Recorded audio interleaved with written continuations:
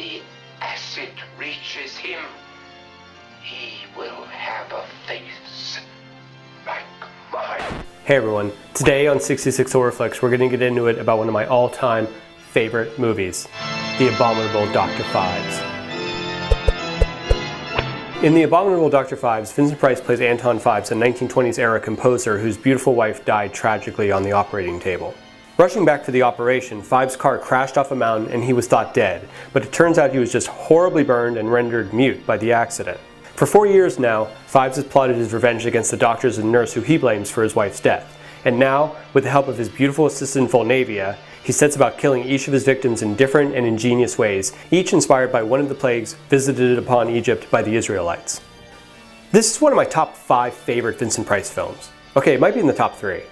There's never been another actor quite like Vincent Price. He adored melodrama, but in the most tasteful way. He'd chew the scenery, but he'd chew it like he was dining on the finest steak tartare.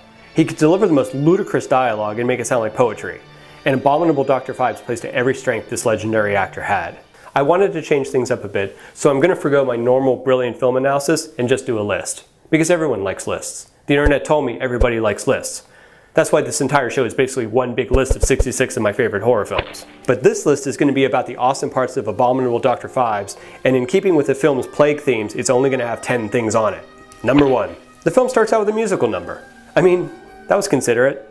We get to hear Mendelssohn's War March of the Priests, played by a cloaked figure very reminiscent of Phantom of the Opera. Then our cloaked guy gets up and conducts a wind-up automaton band in a lovely little Twilight melody while he meanwhile cuts a rug with Volnavia. In fact, there's no dialogue at all in the first 10 minutes of Dr. Phibes. Yet we learn all we need to know about this unusual yet obviously sophisticated gentleman. Mostly that he has quite eclectic taste in music.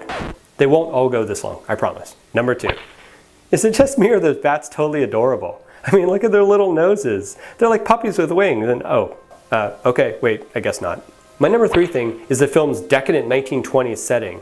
I mean, what other horror films are set in the 1920s? It's not exactly the most gothic of eras. Anyone else who can think of a really good horror movie set in the 1920s, post it in the comments below, I want to see them. Number 4, the deaths. We have to talk about the deaths. The head-crushing frog mask, the ice cannon, flesh-eating grasshoppers, and of course my favorite, rats on a plane. Number 5. There's bumbling British detectives. Classic. This guy's nose should have had its own credit. And why are they storing chairs in this guy's office? Are they termite tenting? Like, what did those chairs used to be for before they became installation art? Number 6. You gotta give it up for Brian Eatwell's incredible sets. The neon organ alone is just incredible. Terry Thomas, everyone's favorite character actor, especially in sniveling British twits. Number 8. This moment.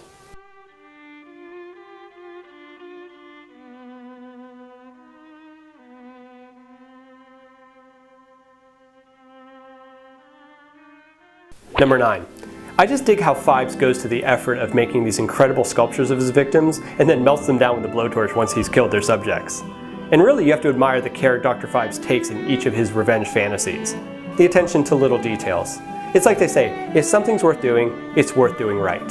Finally, number 10, Carolyn Monroe. Just because. Apparently there's a bonus round. Here we go.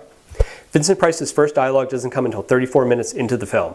All production company logos and titles in the 70s were yellow, and I'm not sure why. This moment. Over the Rainbow plays over the credits of this film. And finally, Joseph Cotten, ostensibly the film's hero, and Dr. Phibes, ostensibly the villain, are both listed in the credits as protagonists. We got through that. I'm Jim Towns. This is 66 Horror Flix. Thanks for watching. We'll see you next time.